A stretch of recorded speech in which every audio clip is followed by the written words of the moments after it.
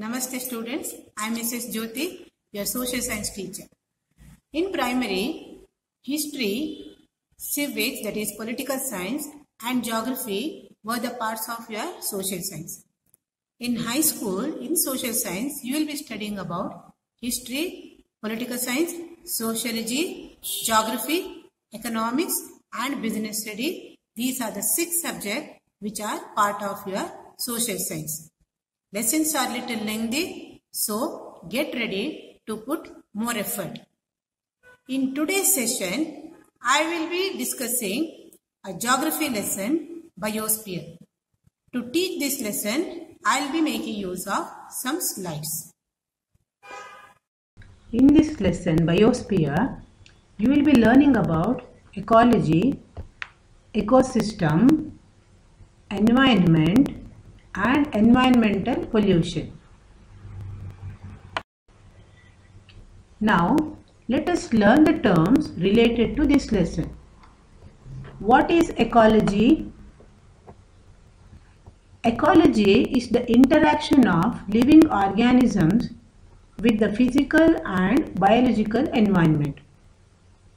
Now, if you take the living organism, human being should interact with the living organisms like animals and plants and the physical part of the environment, that is soil, water and air. So now the interaction of human being or any other animals with these components of environment, that is called ecology. Sometimes what happens when the human beings interfere in this, there will be no balance in the ecology, which is called ecological imbalance. Nature always tries to maintain the balance in the ecology, but interference of human beings sometimes that leads to ecological imbalance. The next term is ecosystem. So what is ecosystem? It is nothing but a community of plants, animals with their environment. Then the next term is environment. Many times we use this word environment in different contexts. Environment is the surrounding where an organism exists. So these are the 3 important terms of this lesson: ecology, ecosystem and environment. Environmental pollution. So what is environmental pollution? Any unwanted thing added to the environment causes environmental pollution. And there are 4 types of environmental pollution. The first one is water pollution. So what is water pollution? Any unwanted things added to the water cause water pollution. These unwanted things which are added to water change the physical, chemical and biological components of water. So this is how water gets polluted. What are the causes of water pollution? The first one is natural causes. Soil erosion, landslide and volcanic eruption cause water pollution. Volcanoes, whenever they erupt, bring some chemicals and these chemicals join the water bodies and they cause water pollution. Then the next one is man-made causes. Many industries which are functioning do not treat the waste, that is chemical waste, and directly that industrial effluents is led to the freshwater sources, and this is how industries cause water pollution. The next one is urban waste. Cities like Bengaluru, if the urban waste is not treated properly, and if this urban waste goes and joins the water bodies, it causes water pollution. One fine example is river Vrishabhavati. The water of this river is highly polluted because of urban waste. Next one is oil spill. Whenever we import the petrol from other countries, all the possibilities of spilling oil in the water bodies is there. So even this one causes water pollution. Like this, domestic waste also causes water pollution. What are the effects of water pollution? The first one is waterborne diseases. Which are the diseases like jaundice, typhoid and cholera.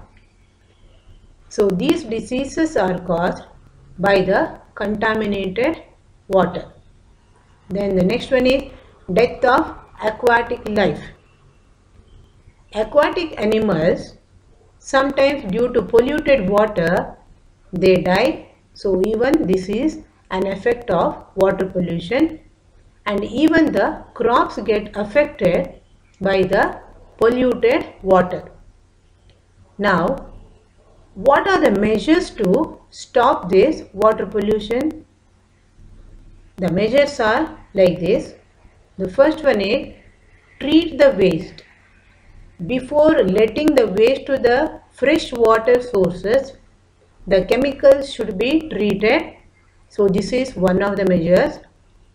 Next one is sewage treatment plants. So these sewage treatment plants, they do the work like this. They treat the waste. This is how sewage treatment plant should be established, and we can stop the water pollution by these measures.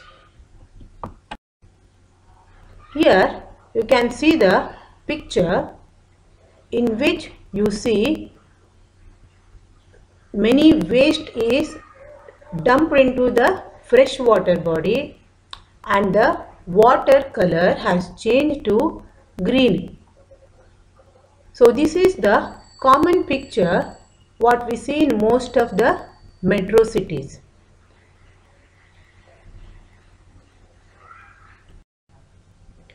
Soil pollution. What is soil pollution? The decrease in the quality of the soil is called soil pollution. What are the causes of soil pollution? Causes are man-made as well as natural. That means human beings as well as nature are responsible for soil pollution.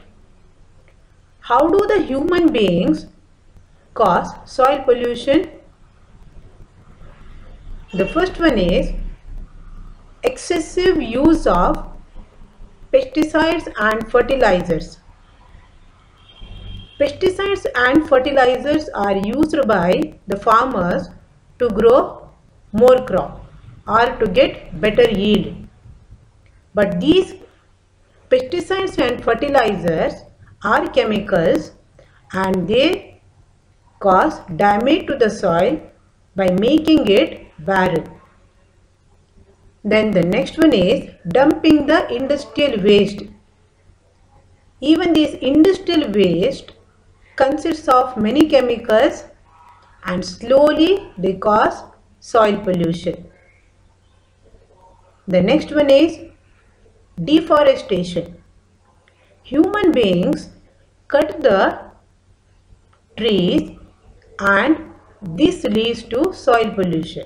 How?